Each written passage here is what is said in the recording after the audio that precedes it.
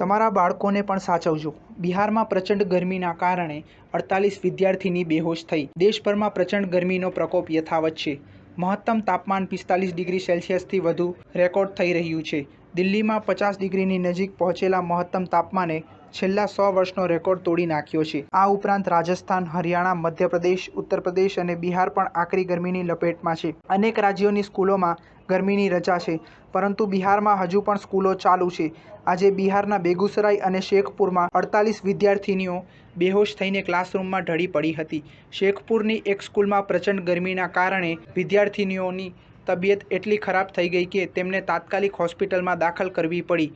આકરી ગરમીના કારણે શેખપુર જિલ્લાના અરિયરી બ્લોક હેઠળ મનકોલ અપગ્રેડેડ મિડલ સ્કૂલ સહિત ઘણી સ્કૂલોમાં વિદ્યાર્થીનીઓ બેહોશ થઈ ગઈ હતી. પ્રચંડ ગરમીના કારણે કેટલીક વિદ્યાર્થીનીઓ પ્રાર્થના દરમિયાન અને કેટલીક વિદ્યાર્થીનીઓ ક્લાસરૂમમાં બેહોશ થઈ ગઈ હતી. સ્ટાર ન્યૂઝ 7 હંમેશા સચ્ચાઈની સાથે.